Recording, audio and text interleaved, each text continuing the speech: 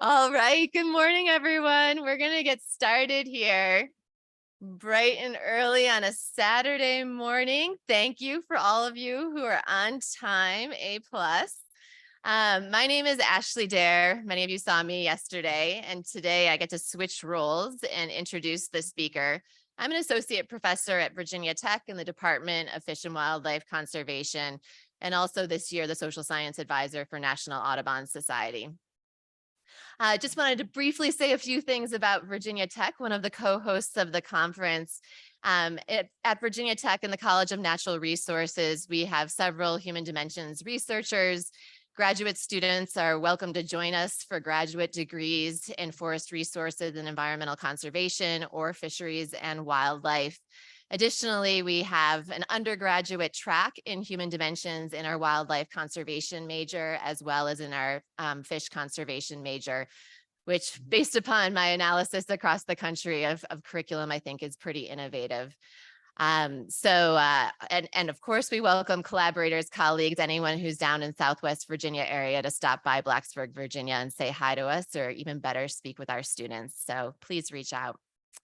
So I'm pleased to be one of the co-hosts of the conference. It's been a great opportunity to see old friends, meet new friends, and hear all of the great research and application that's going on in our field, and to share time talking about challenges and also ways that we solve those challenges.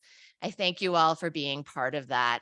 I'd also like to thank the folks that I've hosted this conference with, Mike Manfredo, and of course, Emily LeBlanc, the amazing staff behind the conference here at Colorado State University, and then also Dean Smith from the Association of Fish and Wildlife Agencies. We also had a great advisory board, sponsors, and of course, all of you attendees. I also want to give a shout out to Bird Conservancy of the Rockies, a local conservation NGO that led the field trips that you all have been able to enjoy before and after the conference. Without any more ado, because I'm stealing his time, I'd like to introduce our plenary speaker this morning. A reminder to please save your questions for the end, wave down Emily or Paul for a microphone, and remember to keep them short and sweet so lots of people get a chance to ask them. Duan Biggs is the Olajos Goslow, I still didn't say it right, Chair of Environmental Science and Policy at Northern Arizona University. He focuses on developing partnerships between researchers and NGOs, governments, and the private sector that support and inform conservation actions and policies for the complex challenges of today's contested world. Duan is also the founder of Resilient Conservation. He was born in Namibia and grew up there and in South Africa's Kruger National Park. We should all be jealous. Duan has adjunct appointments at Griffith University in Australia and Stellenbosch University in South Africa. Please join me in welcoming Duan Biggs for his talk entitled Navigating Conflicts over the Sustainable Use of Wildlife.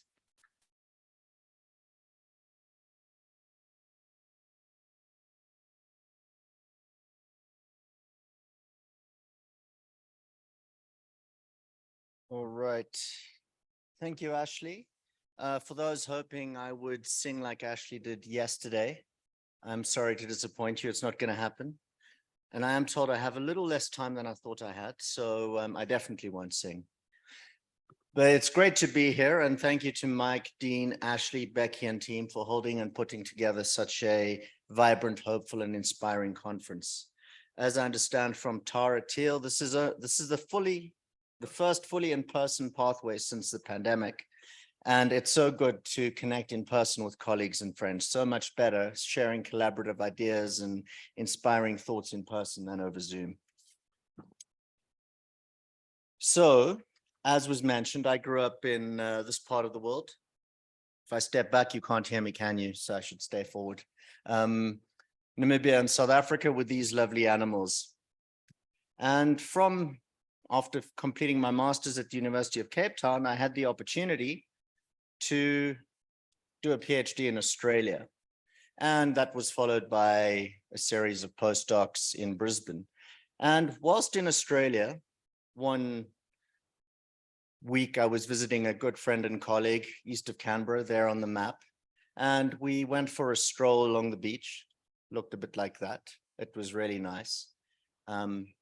Beautiful. And as we finished our walk, we ended up in front of a house, a bit of a, well, actually a mansion that looked kind of like that. It wasn't exactly that, but it looked kind of like that.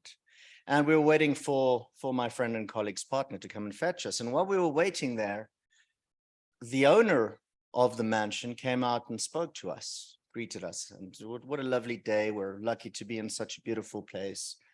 And she said, no, she really cares about wildlife and she really cares about nature. And she's giving a lot of money to stop hunting of elephants and rhinos and other big iconic wildlife in Africa. And I thought, geez, well, that's great that you're so inspired about it and excited about it.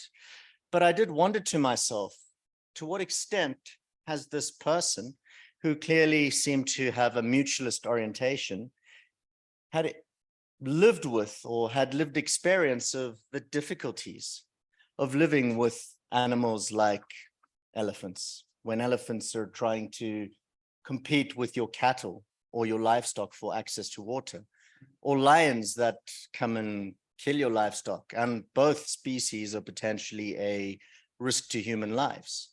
And especially when you're trying to defend your crops or defend your livestock, people do get killed.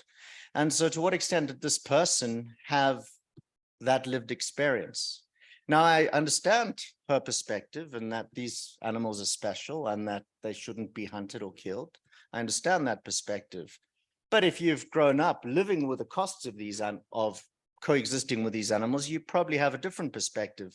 And in Southern Africa, where I grew up, there's a strong domination tradition and value orientation. And so if you grew up feeling it's your right to hunt these animals, provided you do so responsibly, then we're sitting with a bit of a challenge. And that's exactly the challenge we're talking about at this conference. And I was glad to hear in the early days of the conference, people talking about, well, it's not about mutualism or domination. It's about the mix. And it's about moving dynamically between a mutualist and a domination orientation in different times and in different places. But so now, how do we govern this moving dynamic between or these diverging values on sustainable use in an equitable and just way? And that involves a dynamic moving mix. And this, probably many of you would recognize, is Lynn Ostrom. She won the Nobel Prize a number of years ago and has done tremendous work on governance. I was lucky to work with her towards the end of my PhD. And her work and subsequent work provides us with some really good governance principles and ways of thinking about how we should govern changing values towards, or go about governing changing values towards wildlife in an equitable and just way. So let's talk a little bit about what governance is. Governance is the formal rules and informal procedures and ways of doing things.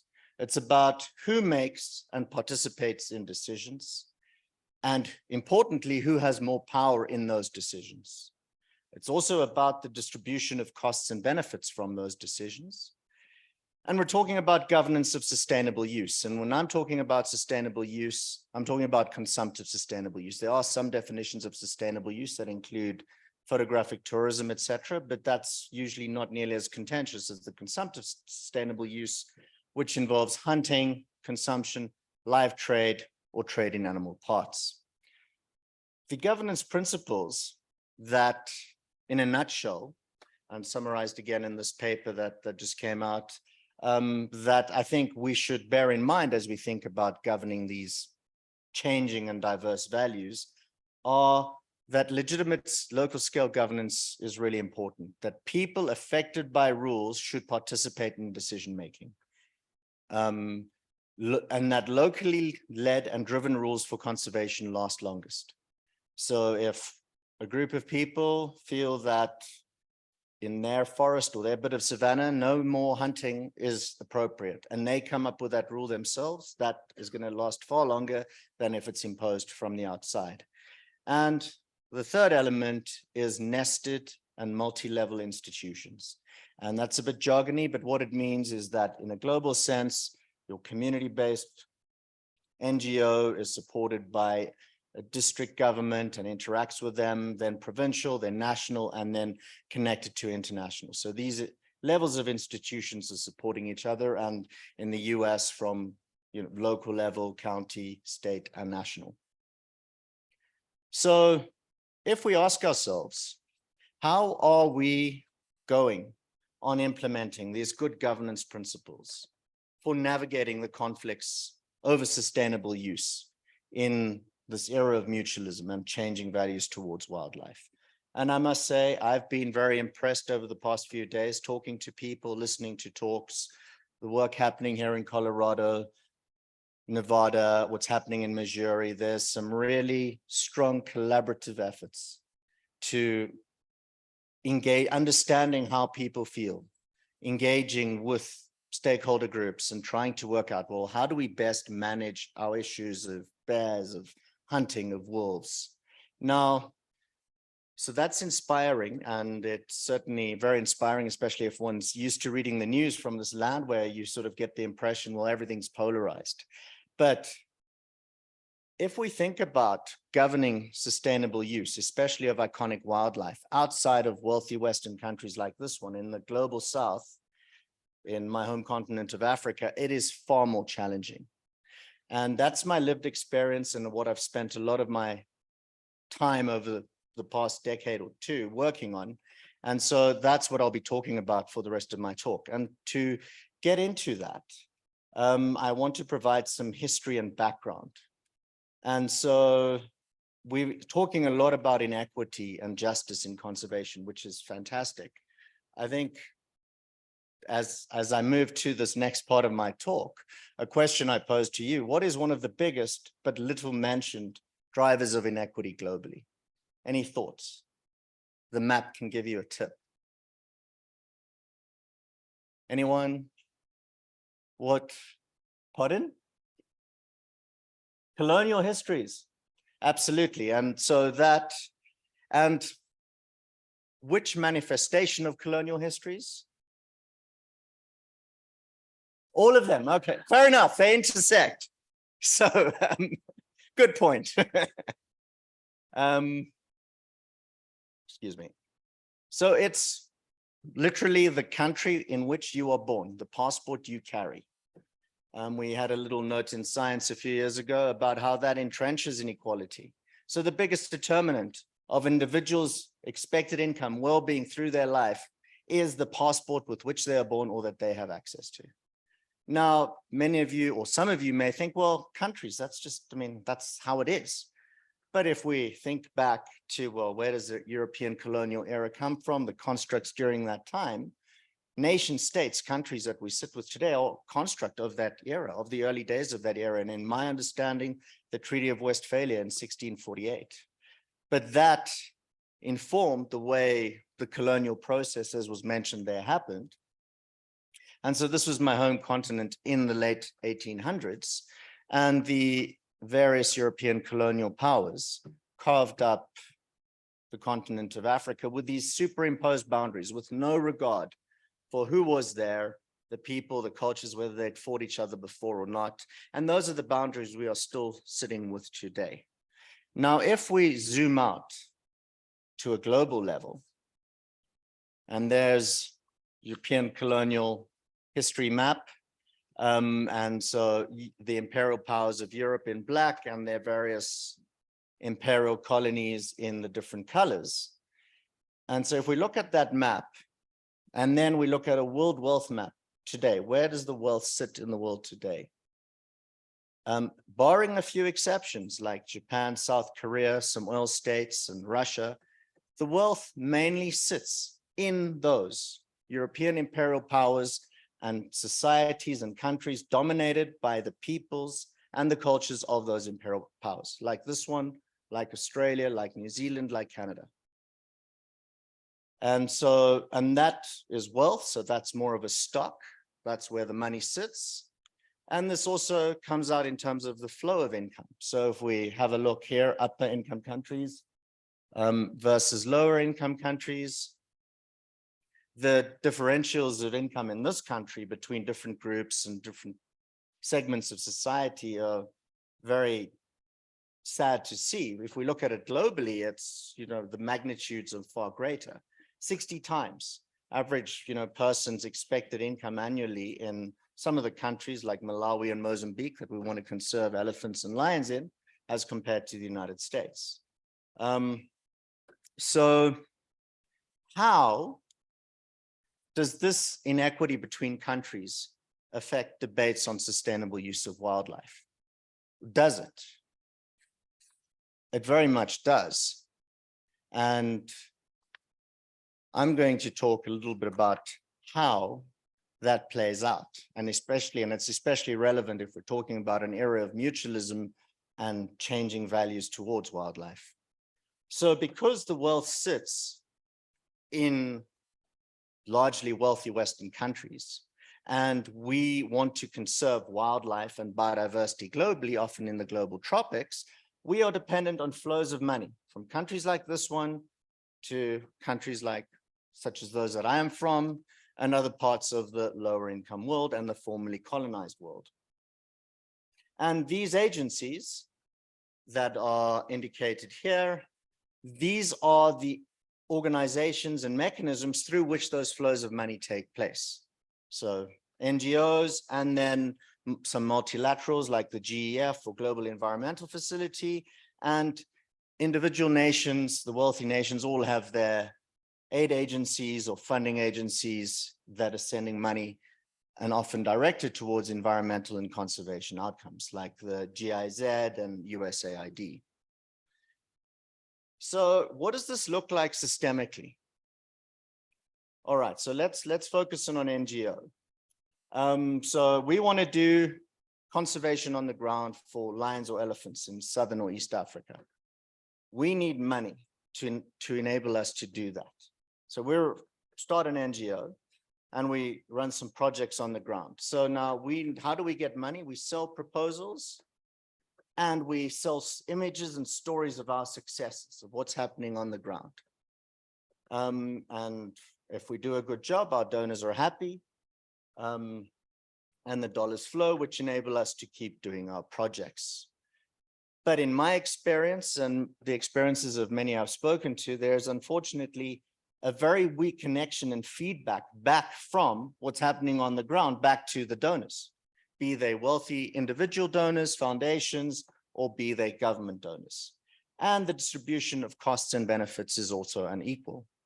Now, an example of this for government funds out of the United Kingdom, one of their funding mechanisms was to reduce illegal wildlife trade and stop it. And one of the apparently very good projects involved supporting local communities on the ground.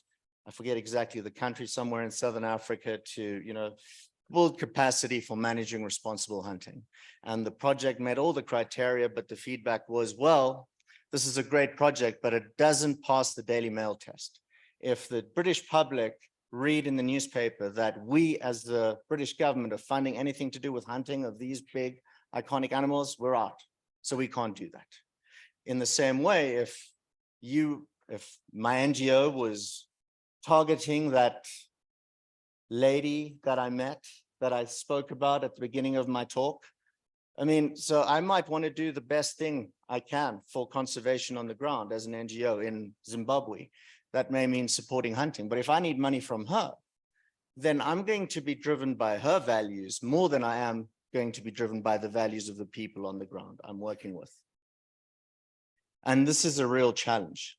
And it plays out more on this lovely animal than on almost anything else, the African elephant.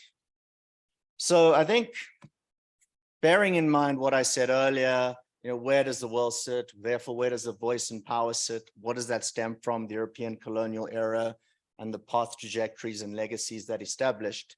So whenever there's a debate about conservation of elephants, or maybe things are involving some of the values we've spoken about here, mutualism versus domination, hunting of elephants, NGOs and stakeholder groups in this country, in Canada, in Europe, United Kingdom, Australia, very vocal. They all have a very powerful voice. No, you can't do this. No, you shouldn't do that. Now, let's think for a while. When we talk about bison and wolf management here, or prairie dogs, Who from Zimbabwe or Botswana is here telling us what to do? No one. And I think that's worth reflecting on. So moving forward with the example of elephants as I think, clearest manifestation of this challenge. This map is a few years old, but shows that the majority of the African elephants are in Southern Africa.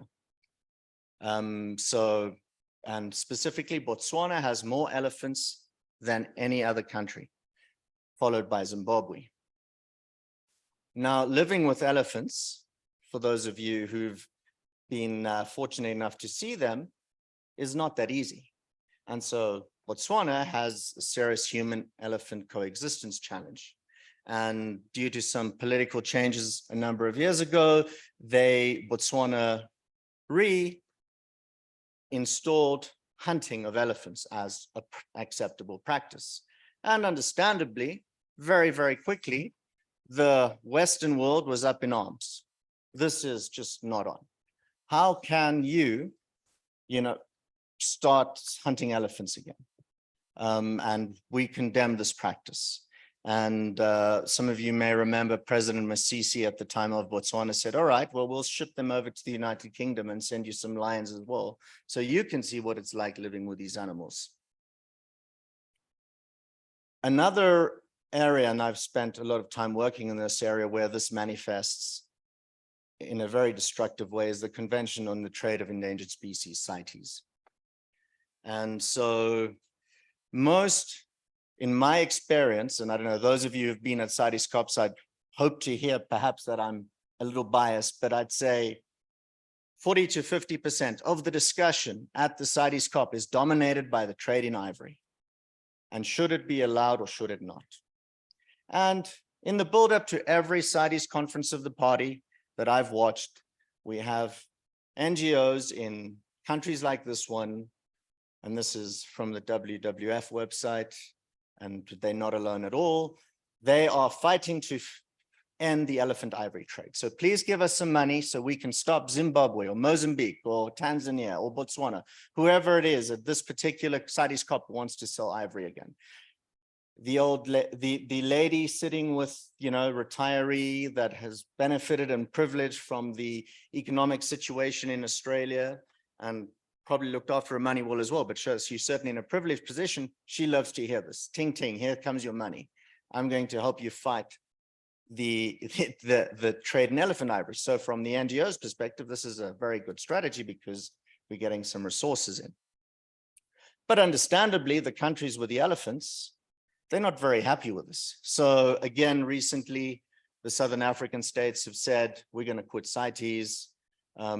They point to Japan leaving the International Whaling Commission as an example of what they're going to do, because the de facto operation of CITES with respect to iconic mammals has shifted from the sustainable use of wildlife to not using wildlife. So that in some ways is a reflection of a change in values of, well, that domination orientation is no longer acceptable, but these countries with the elephants don't feel that that's what they signed up to.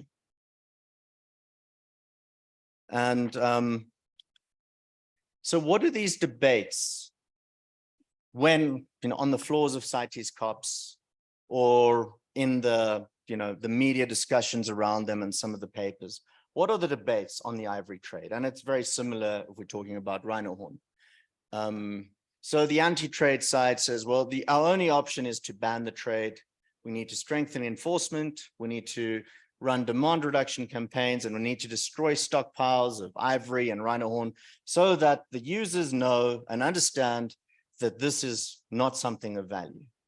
The countries, like Southern Africa, where I'm from, they are, hang on, let's have a regulated market and manage and sell our stockpiles. This can help us fund enforcement. We can engage the demand market so that they're buying the legal product. And importantly, this can fund conservation and poverty alleviation and rural development. So listening to these debates and trying to work out what's going on, I came to the conclusion what they're actually talking about are these different values. Yes, there's real concerns about laundering. Yes, there's real concerns about how you would actually implement illegal trade. But actually, these are the issues. There's people that feel that, well, no, it's just wrong. You can't, you shouldn't be, like we shouldn't sell human teeth. We shouldn't sell ivory. And versus the other orientation was, no, it's our right to do this. And so we had a paper out a number of years ago. Oops, sorry. I'll get to the paper. I got ahead of myself. So we're sitting with this real challenge in terms of considering, well, in the case of elephants, the money and rhinos, the money's coming from more mutualist oriented stakeholders, donors in wealthy countries like this one. Because the feedbacks are weak,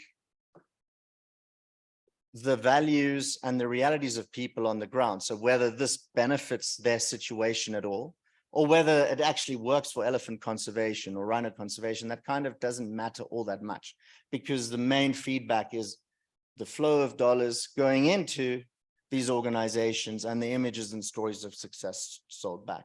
So one of the advantages of not having my talk prepared before I came to the conference is I was sitting out there and Dean Smith came up to me and he said, "What are you doing?" I said, "I'm working on my, talk." I said, "This is a real challenge we're dealing with." So he said, "Well, the real question to ask is, how do we strengthen these feedback loops?" And Dean mentioned to me that a few years ago, a group of NGOs and lobbyists in this country try to uplist the polar bear. So same way as elephants, this is a really nice story. Polar bears, iconic, they threaten, we need to uplist them. And Dean's Association, the Association of Fish and Wildlife Agencies, actually then with, being in well-established and quite functional countries, could as an association stand up and say, well, actually, the science doesn't support this. And actually, this probably isn't going to be a good thing for people or for polar bears. And so it was turned down. When it comes to elephants, rhinos, in the part of the world I come from, there is no such association. So de facto, the groups in wealthy countries have a lot of power in terms of just, dictating policy or driving policy. And I'm talking about, elephants, and there it's really the mutualist oriented groups that are dominating the debate, but it could go the other way as well because of the weak condition and the weak governance and the weak structures of those countries. So, as Dean pointed out, how do we strengthen the feedback loop and importantly, incorporate values of the people on the ground that are living with elephants or where the elephants occur? And a second question is, how do we make the distribution of costs and benefits more equitable? So as to the first question, the top right question, this is the paper that we brought out a few years ago where we were discussing that with respect to elephants and the ivory debate, which has really been a major gridlock within Africa and within the global conservation community for a number of decades now. If we bring values into the discussion in a structured way, maybe we can move forward. And so I tried to, when this came out in 2017, 2018, spoke to CITES, spoke to some colleagues in IUCN and suggested, well, how about we run this process and see if we can move forward? And there wasn't much interest. And then I started focusing on other things. We had the pandemic to deal with and I moved to this country. And then last year, the African Elephant Specialist Group reached out to me and said, hey, do you want to do this or try and do it? And so I said, well, it's challenging, but we should try and do this. And so the process that we're running through now with the IUCN Species Survival Commission's African Elephant Specialist Group is reconfirming, and this is a summary of the process, reconfirming conservation objectives among key stakeholders, eliciting and sharing mental models and associated values, and then looking where the evidence gaps are and agreed upon ways to find that evidence, and then exploring trade-offs and seeing, well, what can we agree on? And this is why in-person conferences are really good. So the other day at lunch, I was sitting next to Laura and Justin from the Global Center for Species Survival, and we were talking about these things. I said, what I'd really like to do as part of this process is really engage the people that are living with elephants, because their voices are not adequately in these discussions.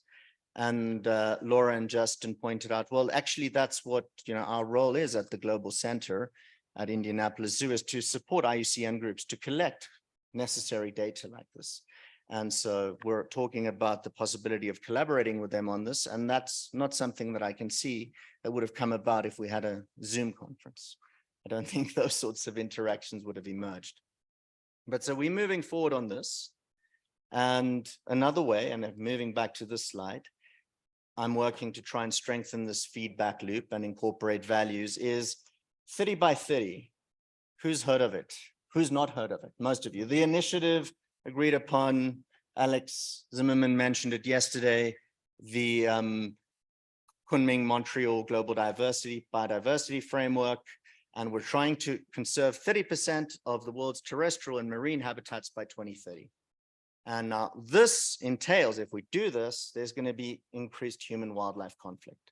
And what human-wildlife conflict, as Alex pointed out yesterday, it's sort of the tip of the iceberg. It elicits, and it's actually just, yes, the symptom is the lion eating someone's livestock, but there's all sorts of value differences and deeper identity issues underneath that. So I, together with Isla Hodgson at the University of Stirling, we have a task force within the World Commission on Protected Areas to really look at integrating human wildlife considerations into management and governance standards for protected and conserved areas, which is, from the IUCN's perspective, important as part of the drive to 30 by 30. And what I'd like to do as part of that is include explicit consideration of different value orientations. So we'll be working with Alex and her specialist group, and some Mike Manfredo is involved and some others. And I think what's really important as well is actually to get, and Alex alluded to this yesterday, site-based facilitators on the ground to help manage and navigate these conflicts and difficult challenges we face. So I am coming up to the end of my time. So I've gone through a lot of material. What are some of the ways forward that we should bear in mind? I think firstly, and I think at conferences such as this, and certainly in my experience, both in this country and in Australia, there's not enough mention of this. And I think the time is right with our increased focus on inequity and dealing with inequity and justice and conservation, is we need to recognize and talk about our privilege being here in places like this in wealthy Western countries, and the real inequities and challenges faced by societies and people in these superimposed nation states from the European colonial era. Those nation states were never designed or constructed to be functional. All the investments in the Cold War made them even less functional, but that's the reality, and we need to recognize that.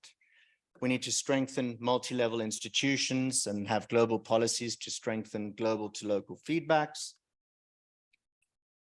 Importantly, strengthen and invest in local level capacity and organizations and supporting marginalized voices in decision-making. And as this Pathways Conference moves forward and into perhaps back to my home continent at some point, I'd certainly be interested in speaking with the organizers as to how I can support doing that. And importantly as well, fairer, more equitable and just distribution of costs and benefits. And so we're working on some community science initiatives that we hope would ultimately get some direct flows of resources and institutional building to the people that live with animals like elephants and lions. So I'd like to thank the organizers of Pathways for the great conference, and some people for helping with the images and the slides. And so I think I managed to finish in my newly allotted time. And so I'm ready for questions.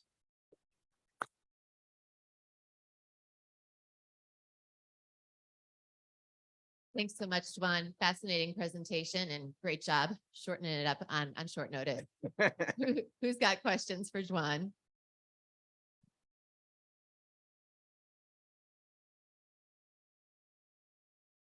Thank you. Interesting talk. In this country, we obviously don't have human wildlife conflicts on the scale of elephants and lions. We deal with deer and bears and things like that are almost inconveniences relative to elephants and lions. But we still kind of have the same debate about the use of hunting to help resolve some of these conflicts. And the evidence that hunting does resolve these kinds of conflicts is mixed at best. And so in your talk, you went pretty quickly from human-elephant conflict to elephant hunting to opening the ivory trade. What is the evidence that doing any of those things, either opening hunting or opening the ivory trade, would diminish human-elephant conflicts short of complete catastrophic destruction of elephant populations? Thank you for that question. I think to me, it's less about whether you open hunting or the ivory trade. It's about the structures in place to govern these differences in values. And so when I was here in 2019, I was driving northwards to Montana, and I remember stopping at a gas station. I think that's how they called here in this country. And there was a little pamphlet, and it was about, please support us to take on some motion that's going to reduce our ability to hunt elk.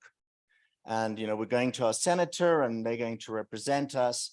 And I thought, well, okay, so in this country, yes, the debate is a real debate, but there's institutions, there's systems to have a functional and robust discussion about this and functional representation for the different groups. When it comes to elephants and these other things, and there's the values of the people on the ground, their realities, the cost they have to bear to live with these animals are walked over because of these power differentials created, or in the legacy of what we sit with now as a result of the European colonial era and its aftermath. And I think that's the issue.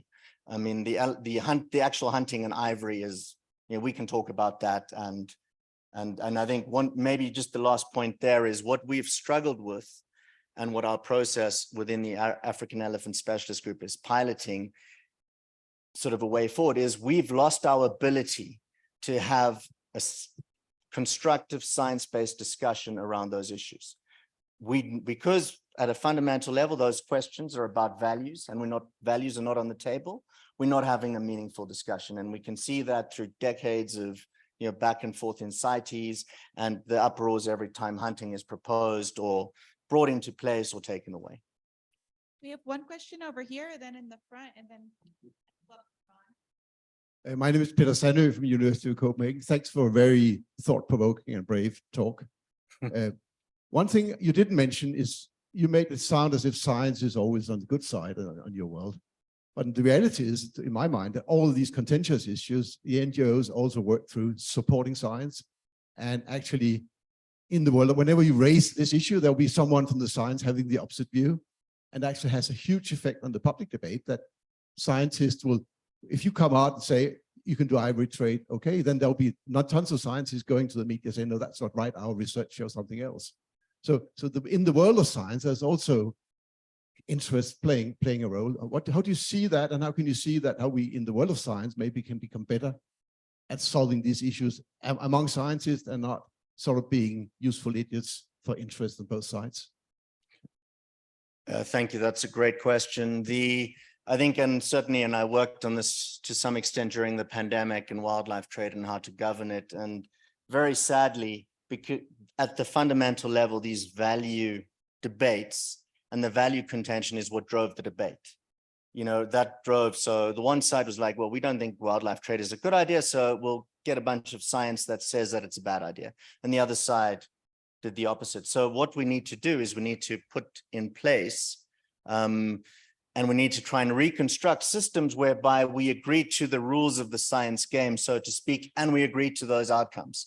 And in the wildlife sustainable use debate, we've lost that ability. And that's part of why we sit with these challenges. And what we try to point out in that paper is that, well, values are central to this. So we need a process that incorporates science together with these value differences. If we are going to create a space where science once again becomes a useful boundary object, to use that term, for us to, decide, well, how do we move forward?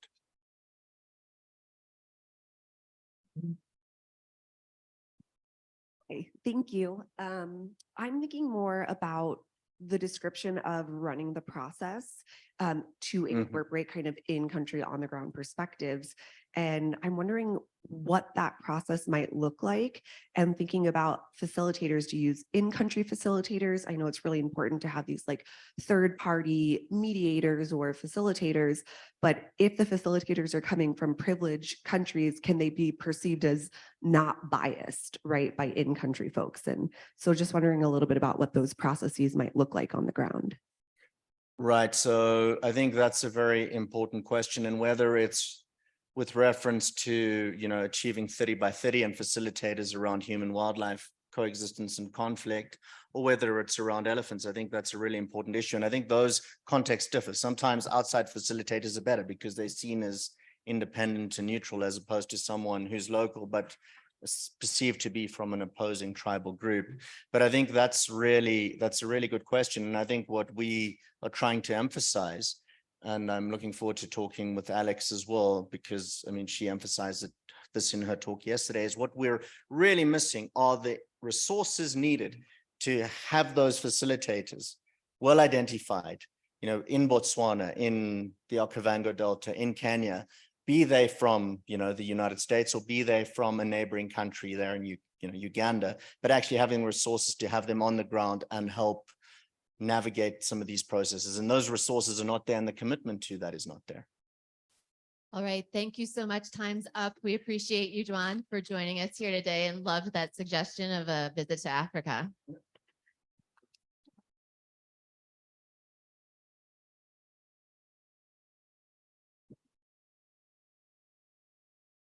All right, so we're not talking about going to Africa, but we are still talking about the next pathways. And for those of you who aren't familiar, pathways tends to swing between the US here in Colorado in particular, but sometimes elsewhere, and getting to go out of the US. So I'd like to invite up our next speaker, who's going to give us a little preview of Pathways Europe in 2024, Dr. Jenny Glickman, and she's going to talk about how we're heading to Cordoba, Spain.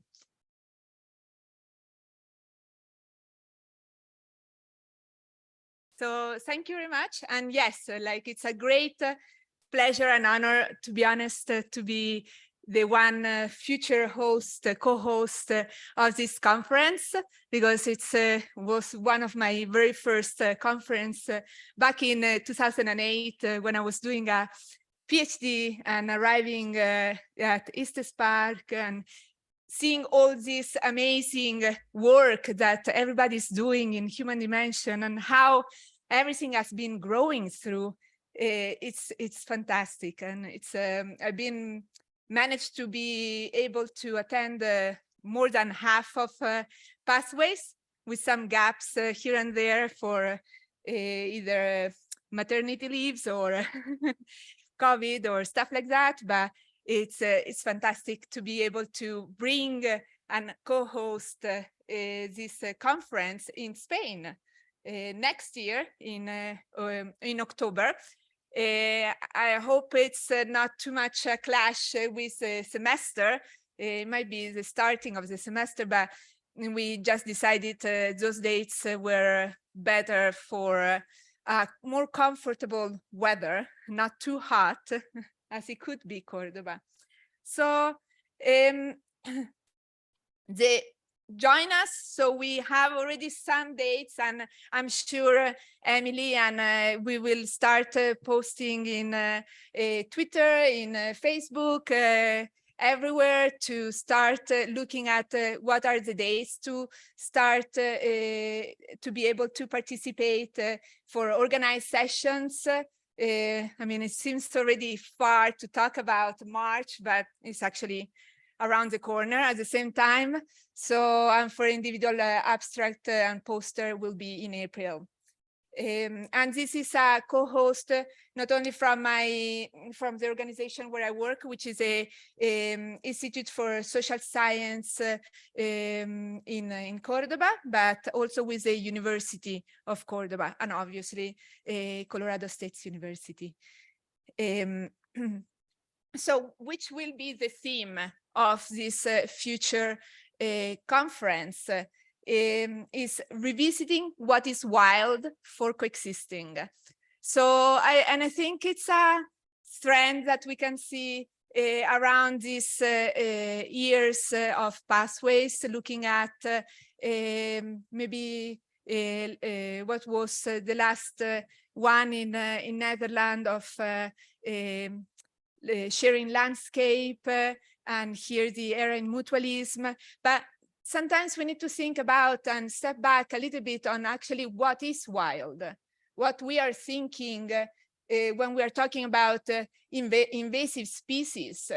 How do we treat as well like free-ranging domestic dogs or cats, or when we talk about deer in the city, is it wild? Is this still wild or what? How can we consider these different aspects when we are talking about coexistence and in treating these spaces, protected areas, and as well more green spaces in urban areas? Are these wild spaces? And obviously coming from a more European perspective, how about wilderness?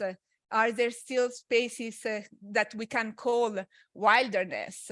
So we're trying to look at all these aspects and obviously all what it belongs to in a more conflict and coexistence situations in the next coming conference. So we look forward in coming you with opportunities to share where the field is driving us into these different aspects. And so I'm just really going to be really short in showing a little bit where Cordoba is and where Spain is, in case you're wondering. So Cordoba is in the south of Spain, it's in Andalusia.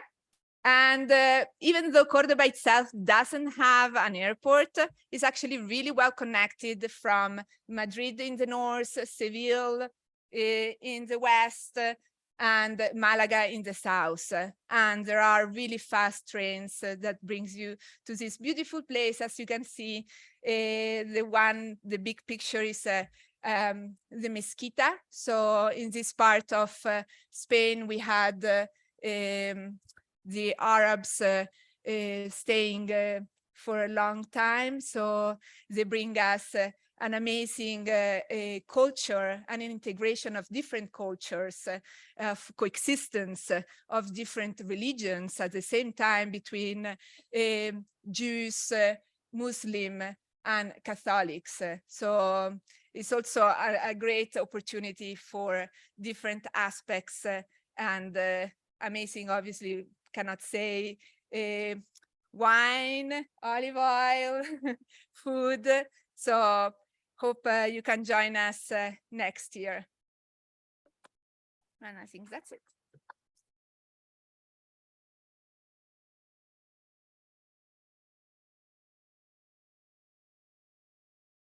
Thanks, Jenny. Really looking forward to it. Now I'd like to invite Dr. Mike Manfredo to the stage to say a few parting words.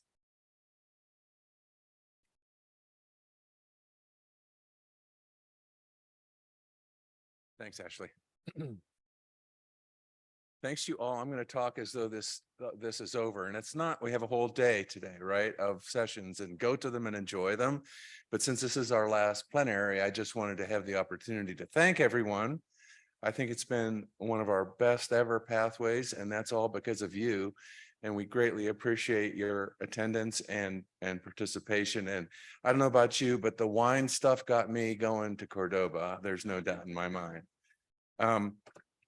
I do want to just say thanks again. You've heard a lot, but there are a bunch of people that made this special, and the hosts, Ashley, Dean, then who else am I thinking of? Becky Nymek was also involved in that. And the advisory board was super. And so we just had a lot of participation from terrific people. And I'm going to put them on the spot a little bit more. Emily, come on up here. And Paul, where did Paul try to escape? Oh, what a shame. I should have given him a warning. You get his too then. I figured, what can I get this woman? She's going to Europe after this and she's going to enjoy herself. And I felt like flowers weren't right, but I'll tell you what she could use, and that's a bottle of champagne that she could celebrate this being over. So here you go. Thank you. No, thank you.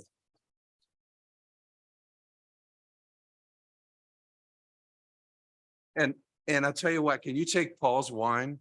I figured Paul needs to warm up a little bit for the Spain conference. So I figured that's what we do there. Okay, enjoy the rest of the day. Thanks again. Watch for the Cordoba advertisements, and then we'll be talking about having pathways again year after that here in the US. So thanks again.